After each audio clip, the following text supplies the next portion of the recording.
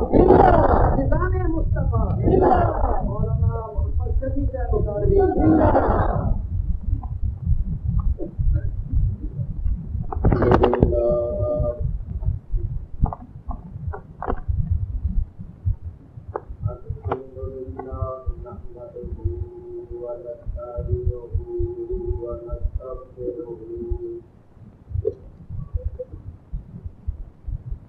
ونؤمن به ونتوكل عليه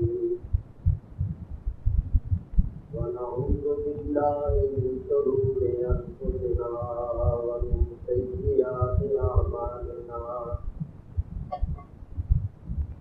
من يهده الله فلا مضل له ومن يضلل فلا هادي له ونشهد أن لا إله إلا الله وحده لا شريك له ونشهد أن سيدنا ومولانا وشفيعنا وحبيبنا ورؤوفنا ورحيمنا محمدا عبده ورسوله صلى الله تعالى عليه وعلى آله وأصحابه وبارك وسلم أما بعد فأعوذ بالله من الشيطان الرجيم بسم الله الرحمن الرحيم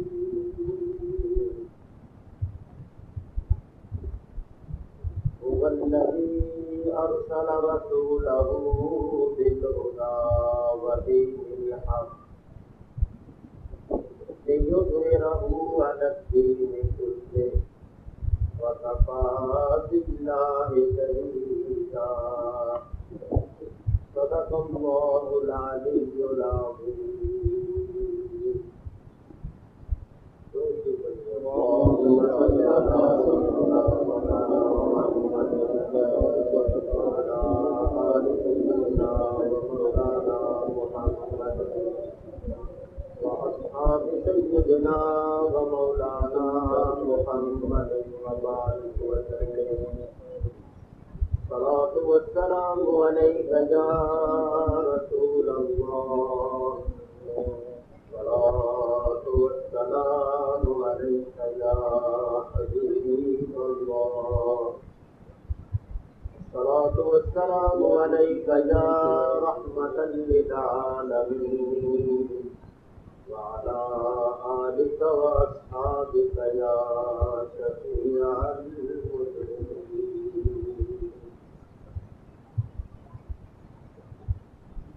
حمد و ثنا کے بعد قرآن کریم کی آیہ کریمہ جو آپ حضرات کے سامنے تلاوت کی ہے،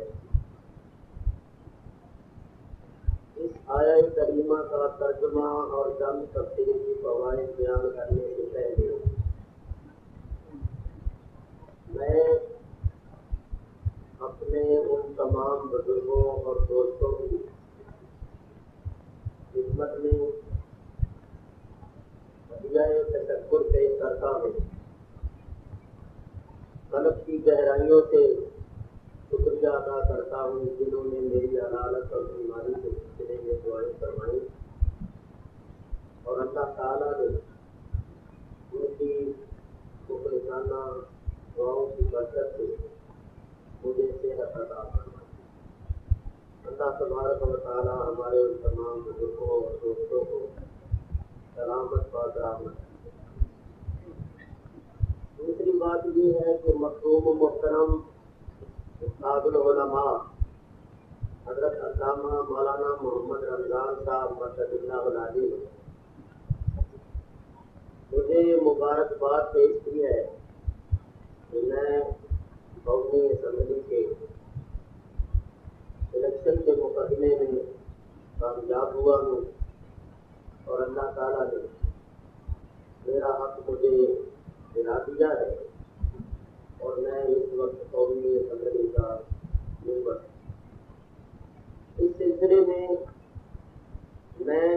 کرتا ہوں تو میری کامیابی سارے اہل سنت و جماعت کی کامیابی، آپ حضرات کی کامیابی ہے، کیونکہ میں اہل سنت و جماعت کا اور آپ حضرات کا خادم ہوں۔ میری کامیابی حقیقتاً آپ کی کامیابی ہے، لہذا میں آپ کو مبارکباد پیش کرتا ہوں اور درخواست کرتا ہوں کہ آپ حضرات میرے لیے دعا فرمائیں کہ اللہ تعالیٰ مجھے حق پر استقامت عطا فرمائے اور اسمبلی کے اندر بھی دین اسلام اور مسلک حق اہل سنت و جماعت کی خدمت کرنے کی توفیق عطا فرمائے۔ بات یہ ہے کہ میں ایک ادنا ترین آدمی ہوں، میری کوئی حیثیت اور میرا کوئی مقام نہیں ہے۔ میرے پاس اگر کچھ ہے تو وہ صرف اور صرف رسول اللہ صلی اللہ علیہ وسلم کا نام نامی و اسم گرامی ہے اور بزرگان دین کی عقیدت اور محبت۔ میں اسی کو اپنے لیے سرمایہ ایمان اور ذریعہ نجات سمجھتا ہوں۔ دنیا دار لوگ جو ہیں ان کے نزدیک یہ اسمبلی کی ممبریاں یا وزارتیں یا عہدے بڑی بکت رکھتے ہیں، لیکن میرے نزدیک یہ کوئی بکت نہیں۔ میرے نزدیک ممبر رسول پر بیٹھ کر قرآن شریف پڑھنا، اس کی تفسیر بیان کرنا، حدیث پڑھنا، فقہ بیان کرنا، یعنی اسلام کی تبلیغ کرنا، یہ اتنا بڑا اعزاز ہے کہ اس کے مقابلے میں یہ اسمبلی کی ممبریاں اور وزارتیں کوئی چیز نہیں۔ حضور علیہ السلام کے ممبر پر بیٹھنے کا اعزاز اسمبلیوں کی ممبریوں سے بہت بلند ہے اور بہت بالا۔ یہ تو چند روز کا کھیل ہے، آج کوئی ممبر ہے اور کل نہیں ہے، لیکن جو ممبر رسول پر بیٹھ کر بیان کرنے والے ہیں ان کو یہ احساس ہمیشہ کے لیے حاصل ہے۔ رفیق پاکستان ہمیشہ ہی رہنا ہے، لیکن ممبر پتہ نہیں رہنا ہے کہ کب تک نہیں رہنا، یہ تو آنے جانے والی چیز ہے۔ یہ اعزاز بہت بڑا، ان بزرگان دین سے عقیدت اور محبت یہ بہت بڑی چیز ہے۔ دعا کرو اللہ تعالیٰ یہ عطا فرمائے اور دائمی طور پر عطا فرمائے۔ مجھے تقریر کے سلسلے میں بہت سی باتیں کہی گئی، بہت سے موضوع بیان کرنے کے لیے فرمایا گیا، اور میں مریض بھی ہوں، زیادہ وقت نہیں لوں گا، مختصر سے وقت میں میں کوشش کروں گا کہ ان مسائل پر کچھ روشنی ڈال سکیں۔ آیہ کریمہ جو آپ حضرات کے سامنے تلاوت کی ہے، اللہ تعالیٰ ارشاد فرماتا ہے هو الذی ارسل رسولہ، وہ ہے جس نے بھیجا اپنے رسول کو بالہدی و دین الحق، ہدایت اور سچا دین دے کر، لِیُظْہِرَہُ عَلَى الدِّینِ کُلِّہ، تاکہ اس سچے دین کو تمام دینوں پر غالب کر دیا جائے۔ وَكَفَى بِاللَّهِ شَہِیدًا، اور کافی ہے اللہ تعالی طرح حال ہے کہ وہ شہید ہے۔ یہ ہے آیہ کریمہ کا لفظی ترجمہ۔ ادھر توجہ کیجیے، تشریح اور تفسیر کے سلسلے میں جو باتیں عرض کرنی ہے، سب سے پہلی بات یہ ہے کہ اللہ تعالیٰ ارشاد فرماتا ہے هو الذی ارسل رسولہ، وہ ہے جس نے بھیجا اپنے رسول کو۔ تو سوال یہ ہے کہ وہ کون ہے؟ اس نے اپنا نام تو لیا ہی نہیں، نہ ذاتی نام لیا ہے اور نہ صفاتی نام لیا ہے۔ یوں نہیں فرمایا هو اللہ الذی ارسل رسولہ، کہ وہ اللہ ہے جس نے بھیجا اپنے رسول کو، اور یوں بھی نہیں فرمایا هو الرحمن الذی ارسل رسولہ کہ وہ رحمان ہے جس نے بھیجا اپنے رسول کو. نہ اس نے اپنا ذاتی نام لیا اور نہ صفاتی نام لیا. هو الذی فرمایا ہوا ضمیر ہے جو غائب کے لیے آتی ہے اور ضمیر کا پتہ نہیں چلتا جب تک اس کا مرجع سامنے نہ ہو. الذی اس میں موصول ہے اور اس میں موصول کا پتہ نہیں چلتا جب تک اس کا صلہ سامنے نہ آ جائے. میں سمجھنے سمجھانے کے لیے اردو کی 2 مثالیں پیش کرتا ہوں. میں یوں کہوں کہ زید آیا اور اس نے قرآن پڑھا. اس عبارت میں اس نے یہ ضمیر ہے اور اس کا مرجع ہے زید. زید آیا اور اس نے یعنی زید نے قرآن پڑھا. اگر میں صرف یوں کہتا رہوں کہ اس نے قرآن پڑھا اس نے قرآن پڑھا تو آپ حضرات کو پتہ نہیں چلے گا کہ قرآن کس نے پڑھا. کیونکہ اس نے ضمیر ہے تو صرف ضمیر کا ذکر کرتا رہوں اور مرجع کا ذکر نہ کروں تو ضمیر کا پتہ نہیں چلتا جب تک اس کا مرجع سامنے نہ ہو. اسی طرح الذی اس میں موصول ہے اور اس میں موصول کا پتہ نہیں چلتا جب تک صلہ سامنے نہ آ جائے. مثلا میں یوں کہوں کہ آپ کو اس نے سلام کہا ہے جس نے آپ کو ٹوپی بھیجی. اس عبارت میں اس نے سلام کہا ہے یہ اس میں موصول ہے اور جس نے ٹوپی بھیجی تھی یہ اس کا صلہ ہے. اگر صرف یوں کہتا رہوں کہ آپ کو اس نے سلام کہا ہے اس نے سلام کہا ہے تو آپ کو پتہ نہیں چلے گا کہ سلام کہنے والا کون.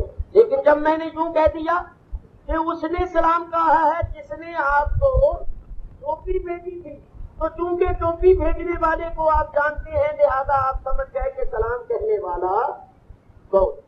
تو ان مثالوں سے آپ حضرات پر یہ واضح ہو گیا کہ ضمیر کا پتہ بغیر مرجع کے نہیں چلتا اور موصول کا پتہ بغیر صلے کے نہیں چلتا. جہاں ہوگا ضمیر ہے اور الذی اس میں موصول ہے ارسل رسولہ اس کا صلہ ہے.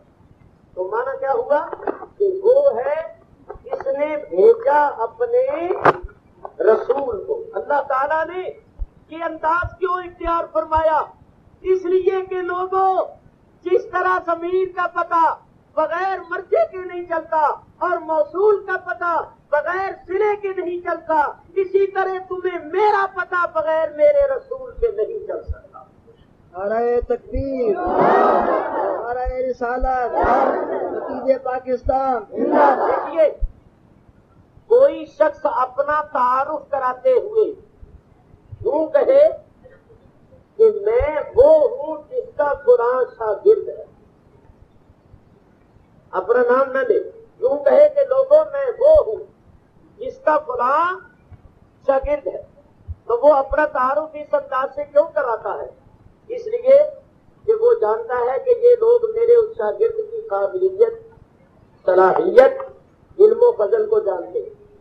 اور جب میں کہوں گا کہ میں وہ ہوں جس کا وہ شاگرد ہے تو یہ لوگ خود ہی اندازہ کر دیں گے کہ جس کے شاگرد کے علم و فضل کا یہ حال ہے اس کے استاد کے علم و فضل کا کیا حال ہے.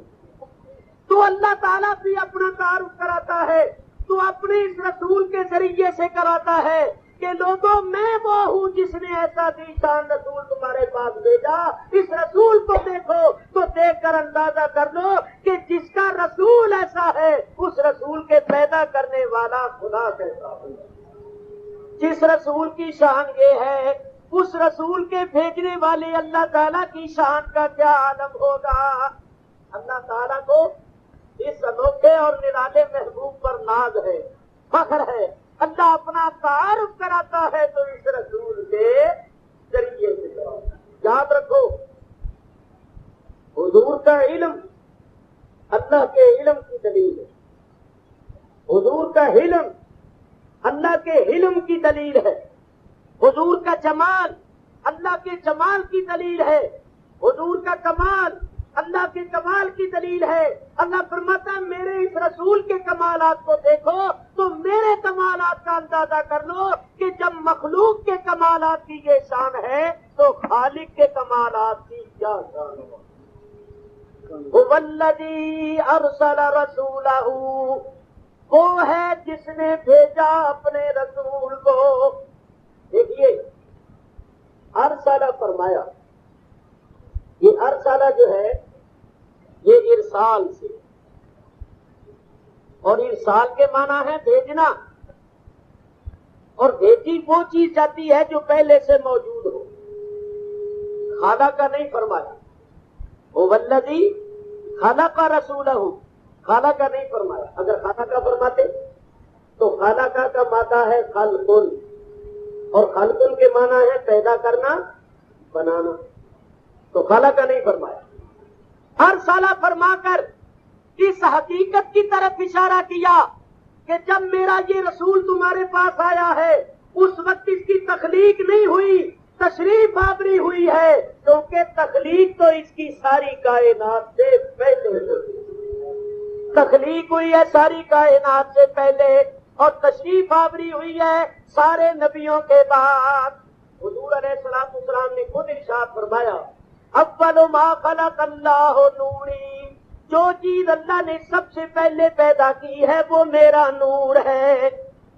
ایک حدیث میں فرمایا انا اول النبیین فی الخلق وآخرهم فی البعث، میں پیدا ہونے میں سارے نبیوں میں پہلا ہوں اور تشریف لانے میں سارے نبیوں میں پچھلا ہوں، اول بھی ہوں آخر بھی، اول ہوں کا اعتبار خلقت کے اور آخر ہوں کا اعتبار بعثت کے، آپ اول بھی ہیں اور آپ آخر بھی۔ دیکھیے حضور علیہ السلام ساری کائنات سے پہلے پیدا ہو، آپ باعث ایجاد دو عالم، آپ نہ ہوتے تو کچھ بھی نہ ہو۔ اعلیٰ حضرت امام اہل سنت مولانا شاہ احمد رضا فاضل بریلوی رحمت اللہ علیہ فرماتے وہ جو نہ تھے تو کچھ نہ تھا، وہ جو نہ ہو تو کچھ نہ ہو، وہ جو نہ تھے تو کچھ نہ تھا، اور وہ جو نہ ہو تو کچھ نہ ہو، کیونکہ جان ہے وہ جہان کی، جان ہے تو جہان ہے، جان ہے وہ جہان کی، جان ہے تو جہان ہے۔ حضور علیہ السلام وہ منزلہ جان کے، اور یہ ساری کائنات وہ منزلہ جسم کے۔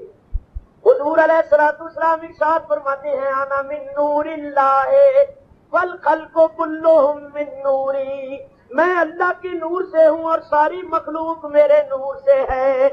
کیا مطلب کہ میری تخلیق کا سبب اللہ کا نور ہے، اللہ کا نور نہ ہوتا تو میں نہ ہوتا، اور کائنات کی تخلیق کا سبب میرا نور ہے، میرا نور نہ ہوتا تو کائنات نہ ہوتی، یعنی اللہ کا نور نہ ہوتا تو میں نہ ہوتا، اور میرا نور نہ ہوتا تو کائنات نہ ہو۔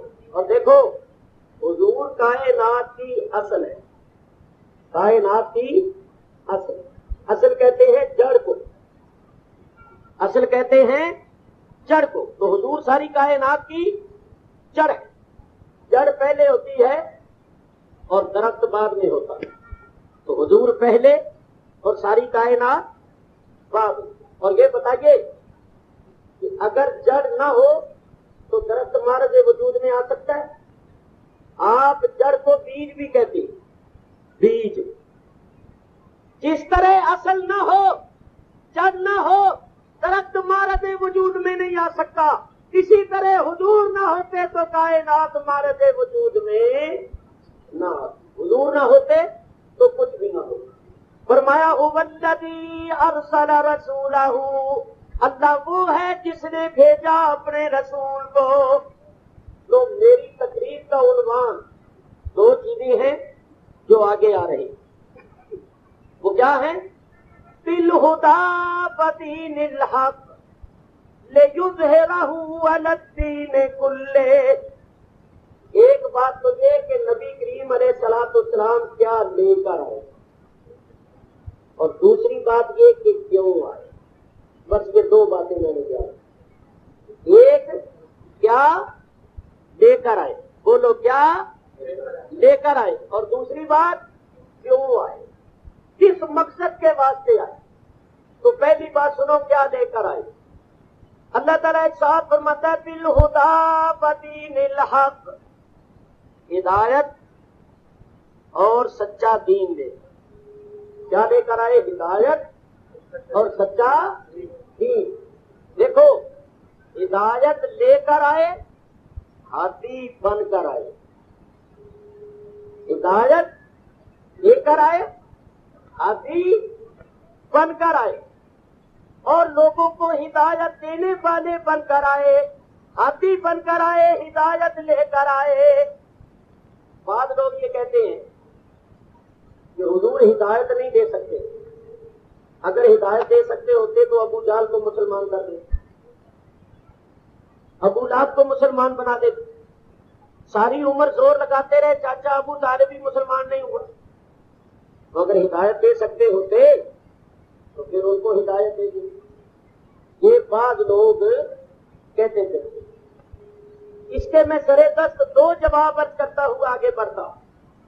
ایک جواب ہے الزامی اور ایک جواب ہے تحقیق۔ الزامی جواب یہ ہے کہ حضور علیہ الصلوۃ والسلام ہدایت دے سکتے تھے کہ نہیں؟ ابھی 2 منٹ کے لیے اس کو ایک طرف رکھو، یہ بتاؤ اللہ تو ہدایت دے سکتا تھا یا نہیں؟ اللہ کے حاضی ہونے میں اور ہدایت دے سکنے والا ہونے میں کسی کو اختلاف، بولو اللہ ہدایت دے سکتا تھا یا نہیں؟ تو سوال یہ ہے کہ اللہ نے ابو جہل کو کیوں نہیں ہدایت دی؟ حضور نے نہیں دی تو اللہ ہی دے، اللہ نے کیوں نہیں ہدایت دی؟ تو اگر کوئی اعتراض کرنے والا سمجھدار ہوگا تو وہ اس کا ایک جواب دے گا۔ کیا جواب؟ یہ دے گا کہ اللہ نے ابو جہل کو ہدایت اس لیے نہیں دی کہ اللہ نے چاہا نہیں، کیونکہ قرآن میں اللہ فرماتا ہے وَاللَّهُ يَهْدِي مَن يَشَاءُ إِلَىٰ صِرَاطٍ مُسْتَقِيمٍ۔ اللہ ہدایت دیتا ہے جس کو چاہتا ہے سیدھے راستے کی۔ تو وہ یہ جواب دے سکتا ہے کہ اللہ اس کو ہدایت دیتا ہے جس کو چاہتا ہے۔ وہ ابو جہل کو اللہ نے اس لیے ہدایت نہیں دی کہ اللہ نے چاہا نہیں۔ تو یہی ہمارا جواب، ہمارا جواب بھی یہی ہے کہ جس کو اللہ نے نہیں چاہا اس کو مصطفیٰ نے بھی نہیں چاہا، جس کو اللہ نے نہیں چاہا اس کو مصطفیٰ نے بھی نہیں چاہا، کیونکہ مصطفیٰ صلی اللہ تعالی علیہ وسلم اللہ کے محکوم ہیں، اللہ کے مطیع ہیں، اللہ پر حاکم نہیں، اللہ تعالیٰ کے مطیع، اللہ کی مرضی اور رضا کے تابع۔ تو اگر اللہ یہ چاہے کہ میں کسی کو ہدایت نہیں دینا چاہتا، اللہ فرمائے محبوب میں نے ابو جہل کو ہدایت نہیں دینی، تو حضور اللہ کی رضا کے خلاف تو نہیں نہ کر سکتی۔ حضور فرماتے مولا جیسے تیری رضا جیسے میری رضا، اگر تو نہیں دینا چاہتا تو میں بھی نہیں۔ میرے بزرگوں اور دوستوں یہ جواب یاد کر لو، اگر کوئی کہے کہ حضور ابو جہل کو ہدایت نہیں دے سکے تو اس کو یہ کہو کہ حضور ہدایت دے سکتے تھے یا نہیں دے سکتے تھے، اس کو ابھی ایک طرف رکھو، اللہ تو دے سکتا تھا، اللہ نے کیوں نہیں دی؟ تو اگر وہ کہے کہ اس لیے کہ اللہ نے چاہا نہیں، تو اس کا جواب یہ ہے کہ جس کو اللہ نے نہیں چاہا اس کو مصطفیٰ نے بھی نہیں چاہا۔ یہاں ایک اعتراض اور بھی پیدا ہو سکتا ہے، وہ یہ آپ یہ کہیں گے کہ جب اللہ نے نہیں چاہا تھا، اللہ نہیں چاہتا تھا کہ ان کو ہدایت ملے، تو پھر حضور ان کو ہدایت دیتے کیوں، تبلیغ کرتے کیوں، موت سے کیوں دکھاتے؟ نہ تبلیغ کرتے نہ ہدایت دینے کی کوشش کرتے، اور جانتے کہ انہوں نے ماننا تو ہے نہیں، اللہ کی مرضی نہیں ہے ان کو ہدایت ملی تو چلو میں بھی کچھ نہ کروں۔ لیکن حضور کو چاہیے تھا کہ کوئی تبلیغ وغیرہ نہ کر، حضور تو تبلیغ فرماتے رہے اور ان کو ہدایت پر لانے کی کوشش فرماتے رہے۔ تو اس کے متعلق میں عرض کروں میرے بزرگوں اور دوستوں، جو لوگ اس قسم کے اعتراضات کرتے ہیں اصل میں وہ جاہل ہیں، قرآن میں تدبر اور تفکر نہیں کرتے۔ سنو، اللہ تعالیٰ نے اپنے حبیب علیہ الصلوۃ والسلام کو یہ فرما دیا تھا، ان الذین کفروا سواء علیہم اانذرتہم ام لم تنذرہم لا یؤمنون۔ بے شک وہ لوگ جن کی قسمت میں کفر ہے، اے میرے حبیب آپ ان کو ڈراؤ یا نہ ڈراؤ وہ ایمان نہیں لائیں گے۔ کیوں؟ ختم اللہ علی قلوبہم وعلی سمعہم وعلی ابصارہم غشاوۃ ولہم عذاب عظیم۔ اللہ نے ان کے دلوں اور کانوں پر مہر لگا دی ہے اور ان کی آنکھوں پر پردے ہیں اور ان کے لیے بہت بڑا عذاب۔ تو اللہ نے اپنے حبیب کو یہ فرما دیا تھا کہ میرے حبیب چاہے ان کو ڈراؤ یا نہ ڈراؤ یہ ایمان نہیں لائیں گے۔ یہ حضور کو معلوم تھا کہ مہریں لگ چکی ہیں، ایمان نہیں لائیں گے۔ پھر حضور تبلیغ کیوں فرماتے؟ تو اس کا جواب بھی اسی آیت میں ہے اگر غور کیا جائے۔ کیا؟ اللہ تعالیٰ نے ارشاد فرمایا سواء علیہم اانذرتہم ام لم تنذرہم۔ اللہ فرماتا ہے ان پر برابر ہے، آپ ڈرائیں یا نہ ڈرائیں، آپ کا ڈرانا یا نہ ڈرانا ان کے لیے برابر ہے، تیرے لیے برابر ہے۔ اللہ نے یہ نہیں فرمایا کہ سواء علیک، محبوب آپ کے لیے برابر نہیں، ان کے لیے برابر ہے کہ وہ تو ایمان نہیں لائیں گے، مگر میرے محبوب تو جو ان کو تبلیغ کرے گا اور ہدایت پر لانے کی کوشش کرے گا تجھے اس تبلیغ اور کوشش کا اجر و ثواب ملے گا۔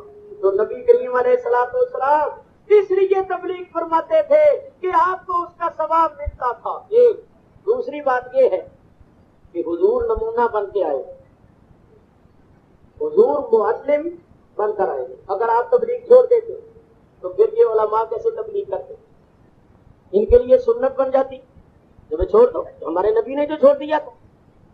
تو نبی کریم نے آنے والی امت کو یہ سبق دے دیا کہ کسی کے ہدایت پر آنے کی امید ہو یا نہ ہو تم برابر تبلیغ کرتے رہو، تم ہدایت کی آواز کو بلند کرتے رہو، اس پر اثر ہو یا نہ ہو تمہیں اس کا اجر و ثواب مل جائے۔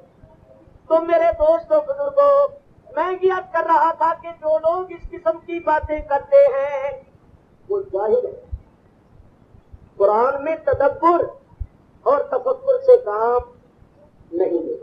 دوسرا تحقیقی جواب، ہمارا اہل سنت و جماعت کا یہ عقیدہ ہے کہ خالق ہدایت اللہ، ہم حضور کو ہدایت کا خالق نہیں مانتے، ہر شے کا خالق اللہ کو مانتے۔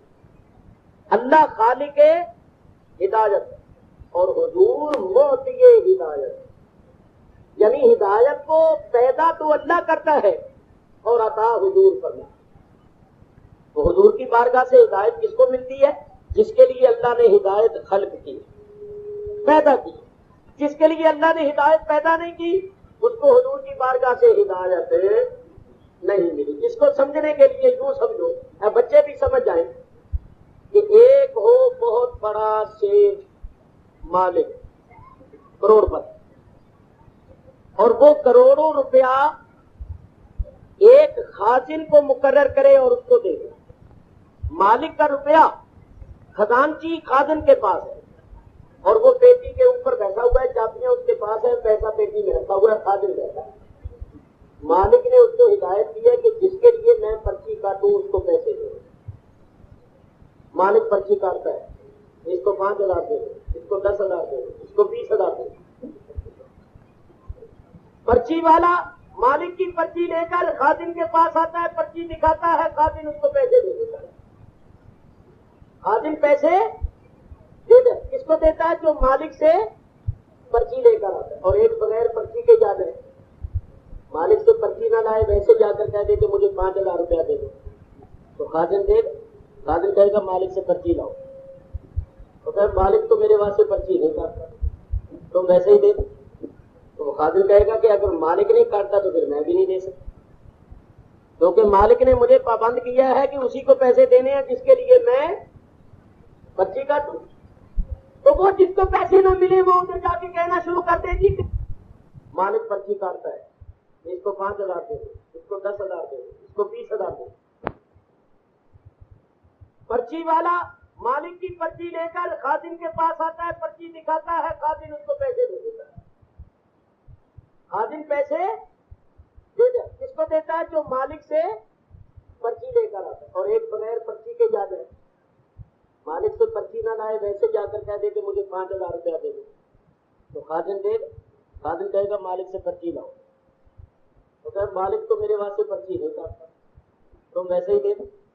तो वो खादिम कहेगा कि अगर मालिक नहीं काटता तो फिर मैं भी नहीं दे सकता, क्योंकि मालिक ने मुझे पाबंद किया है कि उसी को पैसे देने हैं जिसके लिए मैं पर्ची काटूं। तो वो जिसको पैसे न मिले वो उधर जाके कहना शुरू कर दे जी दे ही नहीं सकता, दे ही नहीं सकता, अगर दे सकता होता तो मुझे ना देता। तो हर अक्लमंद कहेगा कि भाई दे सकता है, देता है, उसकी ड्यूटी यही है, मगर देता उसको है जो मालिक से पर्ची ला। तुझे पर्ची नहीं मिली तो तू कहता फिरता दे ही नहीं सकता। तो मेरे दोस्तों, अल्लाह ताला ने हिदायत का खजाना देकर अपने हबीब को भेजा, फरमाया तू हिदायत का खाजिन बनकर बैठ जा, मैं पर्ची काटता जाता हूँ, तू अता फरमाता जा। तो हुजूर की बारगाह से हिदायत उसको मिली जिसके लिए अल्लाह ने हिदायत की पर्ची काटी। अगर आप गौर करेंगे तो एक मसला समझ में आ जाएगा। ये जो कहते फिरते हैं ना हुजूर हिदायत नहीं दे सकते, मालूम हुआ कि इनको हिदायत मिली नहीं, इनको हिदायत मिली नहीं। और मिली इसलिए नहीं कि मालिक ने पर्ची नहीं काटी।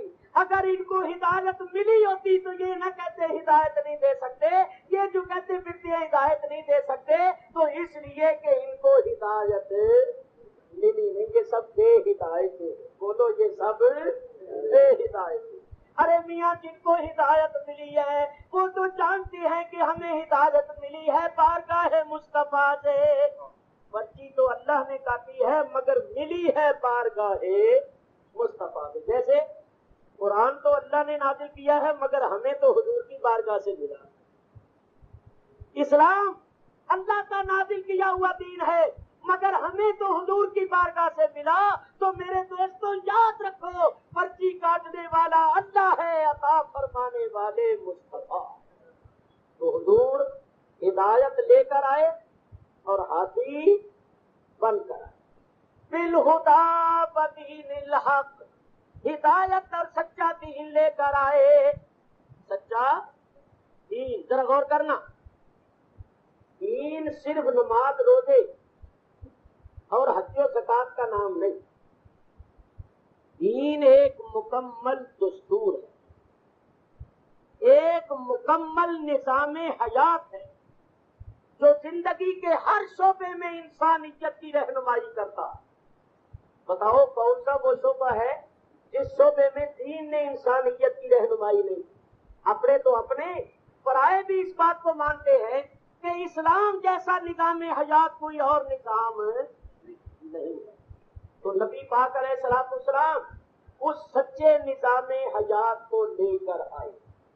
अब ये सुनो कि क्यों लेकर आए, आपके आने की गर्जो गायत क्या थी। ये बात बड़ी तवज्जो से सुनने के बाद, हम हुजूर का मीलाद मनाते हैं, हुजूर की तशरीफ आवरी की खुशियां मनाते हैं, जुलूस निकालते हैं, जलसे मुनाकद करते हैं, नाते पढ़ते हैं, झंडियां लगाते हैं, खुशी और मसरत का इजहार करते हैं। बिलाशुबा ये बहुत ही अच्छी बात, बड़ी मुस्तहसन बात। लेकिन मेरे बुजुर्गों और दोस्तों, ये कभी ना भूलो कि जिस रसूल के आने की हम खुशी मनाते हैं वो रसूल आया क्यों, उसके आने का मकसद क्या था, ये मैं अब बयान करने लगा। अल्लाह ताला इरशाद फरमाता है, हमने अपने रसूल को हिदायत और सच्चा दीन देकर इसलिए भेजा ले जो ज़हराहु अलद्दीन कुल्ले, कि हिदायत और सच्चे दीन यानी सच्चे निज़ाम हयात को दुनिया के तमाम निज़ामों पर गालिब कर। तो बोलो हुजूर क्यों आए? कि सच्चे दीन को यानी सच्चे निज़ाम हयात को दुनिया के तमाम दीनों और तमाम निज़ामों पर غالب کر دیں، یہ رسول پاک علیہ الصلوۃ والسلام کی تشریف آوری کا مقصد۔ تو بتائیے اس سچے نظام حیات کو غالب کرنے کے سلسلے میں حضور نے کتنی تکلیفیں اٹھائی۔ آپ کی راہوں میں کانٹے بچھائے گئے، آپ پر راکھ وغیرہ تک ڈالی گئی، کافر عورتیں گھر کا کوڑا راکھ وغیرہ جمع کر چھوڑتی تھی، حضور جب گلی سے گزرتے تو اوپر ڈال دیتے، حضور کپڑے جھاڑتے ہوئے گزر جاتے تھے اور کچھ نہیں کہتے۔ بعض مرتبہ آپ حرم شریف میں نماز پڑھتے، سجدے میں جاتے، کافر اونٹ کی اوج اٹھا کر لاتے اور اس کو چیر کر سارا گوبر آپ کے اوپر ڈالتے۔ اس پر بھی بس نہیں، چادر کو بل دے کر اس طرح رسے کی طرح بنا کر آپ نماز میں کھڑے ہوتے تو پیچھے کی طرف سے گلے میں ڈال کر اس قدر گلا گھونٹتے کہ دم گھٹنے لگ جائے۔ ارے اس پر بھی بس نہیں، مکے کی گلیوں اور بازاروں میں آپ پر پتھر برسائے گئے، طائف کے میدان میں آپ لہو لہان ہوئے، جہاں تک کہ آپ اور آپ کے اصحاب نے کفار کے مظالم سے تنگ آ کر وطن چھوڑا۔ جب وطن چھوڑ کر ہجرت کر کے بعض صحابہ حبشے میں گئے تو کافروں نے وہاں تک پیچھا کیا، وہاں بھی کوشش کی کہ یہ یہاں سکون سے نہ رہنے پائے، جہاں تک کہ حضور نے خود ہجرت کی، مدینے شریف آئے، کافروں نے وہاں بھی چین سے نہیں رہنے دیا۔ مدینہ طیبہ کی 10 سالہ زندگی میں 84 غزوات و سرایا ہوئے، 40 کے قریب غزوات اور 40 کے قریب سرایا۔ غزوات جمع ہے غزوے کی اور سرایا جمع ہے سریے کی۔ غزوہ اس جنگ کو کہتے ہیں جس میں حضور بنفس نفیس خود تشریف لے گئے، اور سریہ اس جنگ کو کہتے ہیں کہ حضور خود نہ گئے ہوں، اپنے صحابہ کو مقابلے کے لیے بھیجا۔ تو 40 کے قریب جنگوں میں حضور نے خود شرکت فرمائی۔ جنگ احد میں دندان مبارک شہید ہوا، ہونٹ زخمی ہوا، چہرہ انور میں کھوٹ کی کڑیاں چبھ گئیں، کتنی تکلیفیں اٹھائیں، ایک ارشاد سے اندازہ کرو۔ حضور فرماتے ہیں جتنا میں اللہ کی راہ میں ستایا گیا ہوں کوئی پیغمبر نہیں ستایا گیا۔ کون سا ظلم و ستم تھا جو کافروں نے آپ پر اور آپ کے اصحاب پر نہیں کیا؟ میاں اسلام کی قدر ان کو تھی، اسلام کی قدر ان کو تھی جن کو اسلام قبول کرنے کی وجہ سے اذیتیں پہنچائی جاتی تھی، تکلیفیں پہنچائی جاتی تھی۔ صحابہ کے حالات پر کر دیکھیے اللہ، صحابہ کن کن تکلیفوں سے دو چار بڑے بڑے صحابہ، حضرت ابو بکر صدیق، حضرت عمر فاروق، حضرت عثمان غنی، ان کو کتنی تکلیفیں اٹھانا۔ حضرت زبیر جیسے صحابی کو مسلمان ہونے کی وجہ سے تکلیفیں اٹھانا پڑی۔ حضرت صہیب رومی، سلمان فارسی اور سیدنا بلال حبشی، آپ کتابوں میں پڑھ کر دیکھیے کہ ان حضرات کو کتنی تکلیفیں اٹھانا پڑی۔ خصوصاً حضرت بلال کا قصہ بڑا دردناک، عجیب و غریب قصہ ہے۔ مجھے حضرت صاحبزادہ نے فرمایا قبلہ نے کہ آپ اس پر کوئی تھوڑا سا بیان کریں، میں ضمناً کی عرض کرتا ہوا آگے بڑھتا ہوں۔ حضرت بلال حبشی رضی اللہ تعالیٰ عنہ حضور علیہ الصلوۃ والسلام کے عاشق ثابت ہیں، اور یہ غلام تھے، اور ان کا مالک اور آقا جو تھا اس کا نام تھا امیہ بن خلف۔ وہ حضور کا بڑا دشمن، وہ حضور کا نام تک سننا گوارا نہیں کرتا، اور خدا تعالیٰ کی شان بے نیازی کے قربان جائیں، خدا بھی عجیب تماشے دکھاتا ہے۔ جتنا بڑا وہ حضور کا دشمن تھا اتنا بڑا حضور کا عاشق اس کے گھر گئی۔ یہ اللہ کی حکمت ہے، دشمن کے گھر نبی کریم کا عاشق بھیج دیا، آگ اور پانی کو جمع کر دیا، حق اور باطل، کفر اور ایمان کو جمع کر دیا۔ ایک طرف ظلم ہے اور ایک طرف عدل ہے، ایک طرف جفا ہے ایک طرف وفا ہے، ایک طرف ظالم ہے ایک طرف دوست ہے، ایک طرف ظلم کی انتہا ہے دوسری طرف صبر کی انتہا ہے۔ یہ اس کی حکمت ہے۔ ڈاکٹر اقبال کیا اچھا شعر فرماتے ہیں، فرماتی ہے کہ موسیٰ فرعون و شبیر و یزید، یہ دو قوت ہر زمان آیت پہ دی۔ فرماتے ہیں حق و باطل کی یہ دو قوتیں ہمیشہ رہی، ہمیشہ رہی۔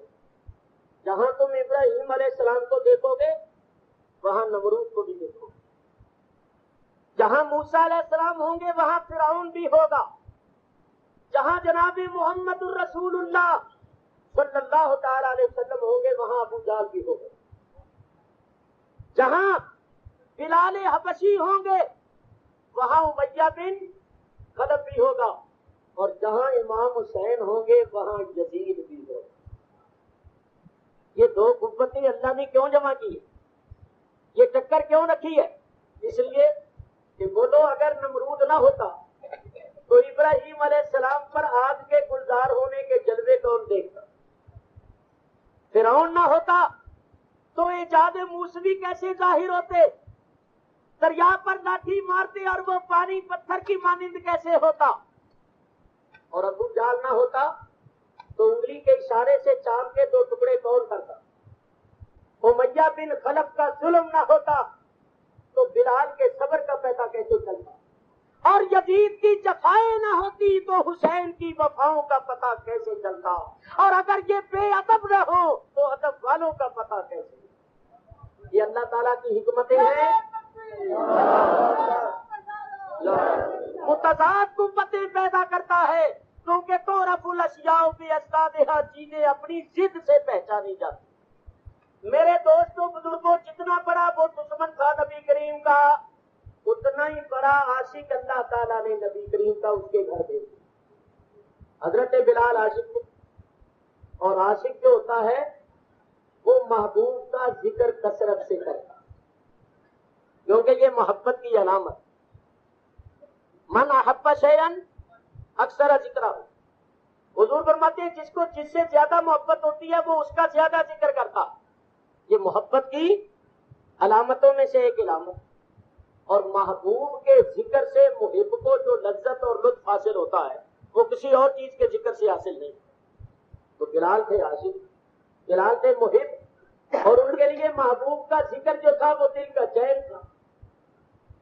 تو حضرت بلال ہر وقت حضور کا ذکر کرتے، کلمہ پڑھتے لا الہ الا اللہ محمد الرسول، اور ہر وقت کہتے اللہ احد، اللہ ایک ہے۔ امیہ کہتا بلال تم غلام ہو میرے اور نام جپتے ہو میرے دشمن، یہ مجھے گوارا نہیں، میرے سامنے ان کا نام نہ لیا کرو، ان کو رسول اللہ نہ کہا کرو۔ حضرت بلال کہتے امیہ اب تو ان کا نام چھوڑنا یا ان کا ذکر چھوڑنا میرے بس کی بات نہیں ہے، ان کا نام ان کا ذکر میرے بال بال میں کچھ اس طرح رچ بس گیا ہے کہ اب ان کا ذکر چھوڑنا یا ان کو بھلا دینا میرے بس کی بات نہیں رہی۔ اب تو تم اگر میری ہڈی ہڈی پسلی پسلی جدا جدا کر دو گے تو میری ہر ہڈی سے اور میرے جسم کے ہر بال سے انہی کا نام بلا دو۔ امیہ نے کہا اچھا یہ بات ہے، تو پھر میں دیکھتا ہوں کہ تم ان کا ذکر کیسے نہیں چھوڑتے۔ جرم شروع کر دیا تو انتہا کر دی، ڈنڈے مار مار کے جسم پر توڑ دیتا، ڈنڈے ٹوٹ جاتے اور جسم پر نشان پڑ جاتے، خون ابھر۔ لیکن حضرت بلال حبشی اس وقت بھی محبوب کا نام لیتے اور اللہ کا ذکر کرتے، اس پر بھی بس نہیں۔ میرے بزرگوں اور دوستوں، وہ ظالم آپ کو رسیوں کے ساتھ باندھ دیتا، جکڑ دیتا، اور باندھ کر جکڑ کر وہ رسی لونڈوں کے اور آپ کو ننگا کر کے ان کوئلوں کے اوپر لٹا دیتا، زمین اتار دیتا، دہتے ہوئے انگارے آپ کے جسم کے نیچے ٹھنڈے ہو جاتے، جلد جل جاتی، چربی پگھل جاتی، اور سینے پر بھاری بھاری پتھر رکھ دیتا کہ یہ کروٹ نہ بدل جائے۔ اور ادھر اس عاشق صادق کی ثابت قدمی کا کیا عالم تھا، عقیدت و محبت کا کیا عالم تھا. وہ کہتے تھے اے فرقت کی سختیاں مجھے منظور ہیں مگر یا رسول اللہ یا حبیب اللہ ظالم کی سختیاں مجھے منظور ہیں مگر اتنا ضرور ہو کہ تجھے بھی خبر رہے، اتنا ضرور ہو کہ تجھے بھی خبر رہے. یا رسول اللہ ان دشمنان دین کی سختیاں میں برداشت کر لوں گا مگر کملی والے آقا اتنا ضرور ہو کہ تیری نظر کرم ادھر رہے. اللہ اکبر. اتنا ظلم ذرا تصور کرو، دہکتے ہوئے انگاروں پر قمیص اتار کے ننگا کر کے لٹایا جائے اور وہ دہکتے ہوئے انگارے جسم کے نیچے ٹھنڈے ہو جائیں، جلد جل جائے، چربی پگھل جائے. اللہ اللہ. مصیبتیں آ رہی ہیں عاشق کو، سختیاں ہو رہی ہیں عاشق پر، اور بے قرار معشوق ہو گیا، بے قرار محبوب ہو گیا. کیوں نہ ہو؟ اللہ تعالیٰ ارشاد فرماتا ہے عزیز علیہ ما عنتم، مصیبت تم پر آتی ہے تو بے قرار میرا رسول ہو جاتا ہے. تمہاری تکلیف اور مصیبت میرے محبوب سے دیکھی نہیں جاتی، برداشت نہیں ہوتی. تکلیف آتی ہے تمہیں، تکلیف ہوتی ہے ان کو. دیکھو نا، اور بیٹے کو تکلیف آئے تو باپ کو بھی تکلیف ہوتی ہے یا نہیں؟ تکلیف آتی ہے بیٹے کو، اور بے قرار ہو جاتا ہے باپ، کیونکہ باپ کو بیٹے سے تعلق ہوتا ہے، محبت ہوتی ہے. اور یاد رکھو 1000 باپ کو اپنی اولاد سے اتنی محبت نہیں جتنی رسول اللہ کو اپنے غلاموں سے محبت. رسول اللہ تو رحمت ہی رحمت ہے، رسول اللہ تو شفقت ہی شفقت ہے. اللہ فرماتا ہے بالمؤمنین رؤوف الرحیم، میرا رسول تو مومنوں پر بڑی شفقت کرنے والا، بڑا مہربان ہے. بے قرار حضور ہو، بڑے بے قرار، تکلیفیں سنتے ہیں، اذیتیں سنتے ہیں تو بے قرار ہے. ایک دن صحابہ سے فرمایا میرے صحابیوں کوئی بلال کا چارہ کرو. کوئی کفار خصوصاً امیہ بن خلف میرے اس عاشق صادق پر بڑا ظلم کرتا ہے کہ میرے اس عاشق، میرے اس محب کا کوئی چارہ کرو. چارہ حضور کا ہو اشارہ تو پھر کون اٹھے؟ وہ جن کا قدم نیکی کے ہر میدان میں سب سے آگے ہوتا ہے. سیدنا صدیق اکبر. سب کہو سیدنا صدیق اکبر رضی اللہ تعالیٰ عنہ اٹھے. حضرت عمر فاروق جیسی ہستی جن کی شان یہ ہے کہ حضور فرماتی ہیں لو کان بعدی نبی لکان عمر، اگر میرے بعد نبوت کا سلسلہ جاری ہوتا تو عمر فاروق نبی ہوتے. وہ عمر فاروق فرمایا ان الشیطان یفر من ظل عمر، شیطان عمر کے سائے سے بھی بھاگتا ہے. واقعی حضور نے سچ فرمایا، آج بھی بھاگتا ہے. نام لے تو دیکھو کیسے بھاگے. تو یہ حضرت عمر فاروق جو ہے یہ فارق بین الحق والباطل ہے. حضرت عمر فاروق اتنی شان والے. تو حضرت عمر فرمایا کرتے تھے کہ ہماری یہ کوشش ہوتی تھی کہ ہم نیکی کے کسی میدان میں ابو بکر صدیق سے آگے بڑھ جائیں، مگر باوجود کوشش کے ہم آگے نہیں بڑھ سکتے تھے. نیکی کے ہر میدان میں ابو بکر صدیق کا قدم آگے ہوگا. سیدنا صدیق اکبر اٹھے. حضور نے فرمایا بھائی کوئی میرے بلال کا چارہ کرو، وہ ظالم میرے اس پیارے کو بڑی تکلیفیں پہنچاتا ہے، ہمیں بھی بڑی اذیت ہوتی ہے. سیدنا صدیق اکبر اٹھے. کس واسطے اٹھے؟ کہ بلال کو خریدے اور آزاد کر دیں، امیہ بن خلف کے ظلم سے نجات دلا دیں. پیسے پاس تھے، قیمت پاس تھی، نبی کے عاشق کو خریدنے چلے، وہاں صدیق اکبر تیرے مقدر کے قربان گئے، او جس نو یار وکیندا لبے،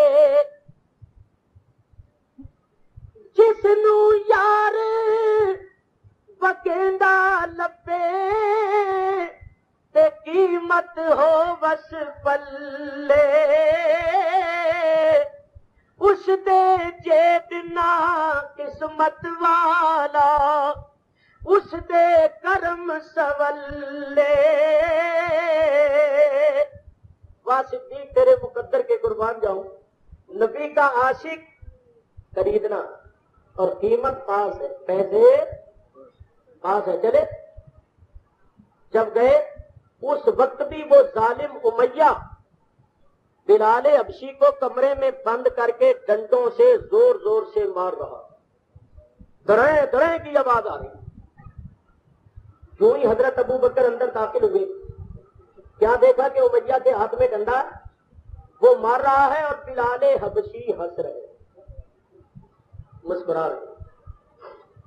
میرے بزرگوں اور دوستوں، ایمان والے کے اندر جب صحیح معنوں میں ایمان آ جاتا ہے تو پھر باطل قوت اور باطل قوت کی اذیت مرد مومن کو ایمان سے نہیں ہٹاتی۔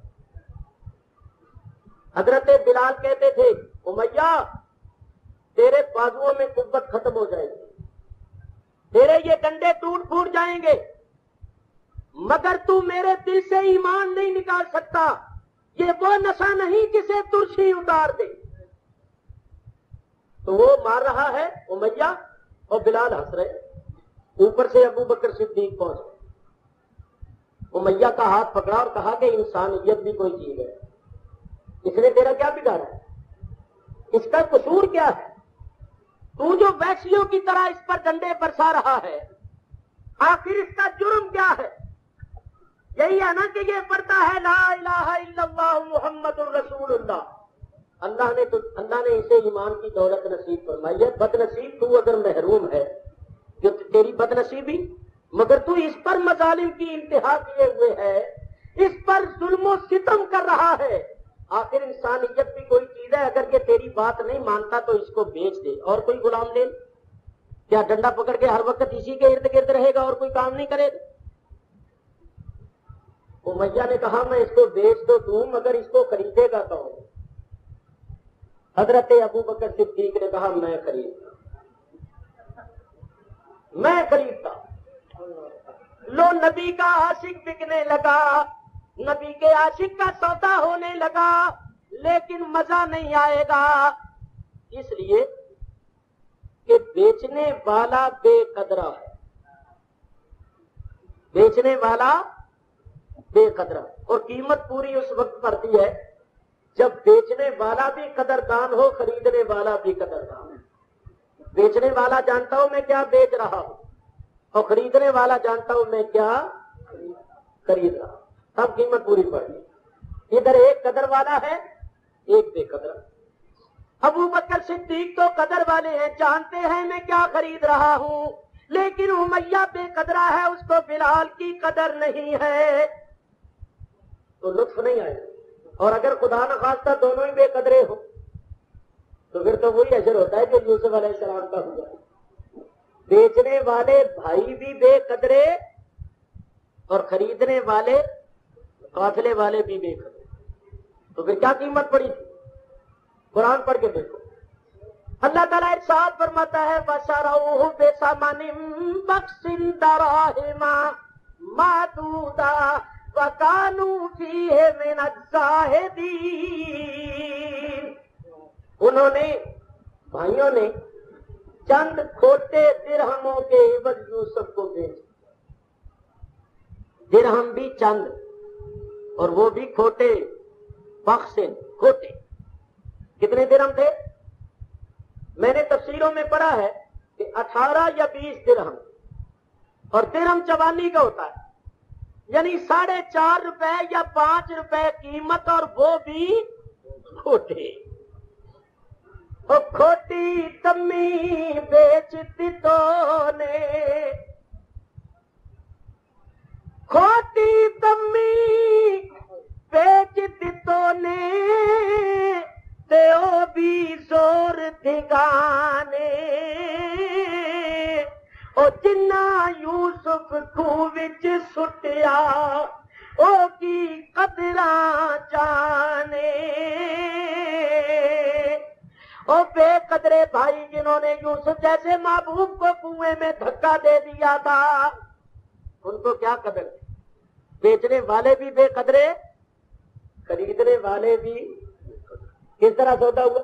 کہنے لگے اس کو لے لو، قابلے والوں نے کہا لے کے ہمارے پاس تو کچھ ہے ہی، کہنے لگے نہیں گھبراؤ نہیں بڑا سستا ہے، انہوں نے کہا سستا ہو مہنگا ہو ہمارے پاس تو ایک پائپ ہی، اور کچھ دیکھو تو صحیح، انہوں نے کہا جی دیکھے کیا، ہمیں اپنی جیبوں کی خبر، اوے ہاتھ تو مارو کچھ تو دیکھو، انہوں نے کہا جی دیکھے کیا وہ چند چونیاں ہیں اور وہ کھوٹی ہیں، اس لیے وہ جیب میں رہ گئی کہ کوئی لیتا نہیں، کہیں گے چلو وہی دے دو، اور کھوٹے پیسے جو بازار میں چلتے نہیں تھے چند چونیاں لے کر یوسف جیسا محبوب بیچ دیا، بے قدرے جو تھے، بے قدرے جو مزہ ہندا جے زلیخا گھندی تے مل پوچھ دی یعقوب،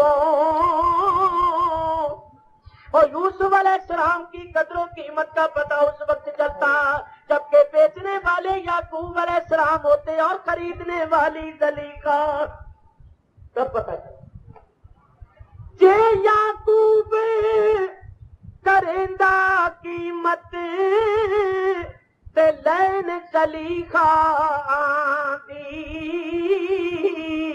جان دیندی او اکے دیداروں تے او بھی قبول نہ پیندی، تو دعا کرو اللہ بے قدروں کے ہتھے نہ چلائے، بے قدروں کو قدر نہیں، اور بے قدرے کیا جانے حضرت بلال حبشی کا مقام کیا ہے، اور بے قدرے کوفی کیا جانے حسین کا مقام کیا ہے، جنہوں نے پانی بند کر دیا حلق پر تیز چلا دی، ان بے قدروں کو قدر نہیں تھی، ارے حسین کی قدر پوچھنی ہے تو فاطمہ سے پوچھ، حسین کی قدر پوچھنی ہو تو مولا علی سے پوچھ، اور حسین کی قدر پوچھنی ہو تو مصطفیٰ سے پوچھ جو اپنے کندھوں پر چڑھاتے تھے اور وہ پشت پر چڑھ جاتے تھے تو اللہ کا نبی سجدے کو لمبا کر دیتا، تو بے قدرے جو ہے نا بے قدرے خدا ان سے، اور میاں صدیق اکبر کی قدر پوچھنی ہو تو اللہ کے حبیب سے پوچھو، صدیق اکبر کی قدر پوچھنی ہو تو قرآن سے پوچھو، مولا تعالی سے پوچھو جس نے قرآن میں فضائل بیان کی، تو عرض یہ کر رہا تھا کہ بلال حبشی کا سودا ہونے لگا مگر لطف نہیں آئے گا، ایک قدر والا ہے اور ایک بے قدر، قیمت بڑھنے لگی، امیہ نے کہا ابو بکر تیرے پاس وہ ایک عربی النسل غلام ہے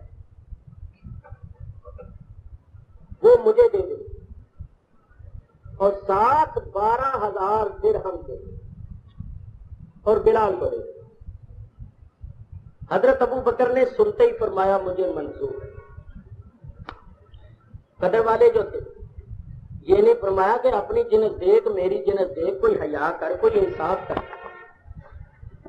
اور تیرا حبشی میرا عربی، تیرا کالا میرا گورا، تیرا موٹے موٹے نقوش والا میرا خوبصورت اور تیکھے نقوش والا، تیرا حبشی النسل میرا عربی النسل، اور ساتھ 12,000 درہم بھی مانگ رہا ہے، تو خیال کر اپنی جنس دیکھ میری جنس دیکھ، نہیں فرمایا منظور ہے، کیونکہ مہنگی چیز سستی ہاتھ آ رہی تھی نا، تو فٹافٹ ہاں کر دی کہ کہیں یہ پھر نہ جائے، اور خدا کی قدرت دیکھو، حضرت ابو بکر صدیق رضی اللہ تعالیٰ عنہ کا وہ غلام جو تھا عربی النسل، وہ کافر، آپ اس کو محبت سے سمجھاتے تھے مگر اس کے مقدر میں ایمان نہیں تھا، اور مسلمان تو کسی پر ظلم نہیں نہ کرتا کہ زبردستی کسی کو مسلمان بنا، اللہ تعالیٰ ارشاد فرماتا ہے لا اکراہ فی الدین، دین میں جبر نہیں ہے،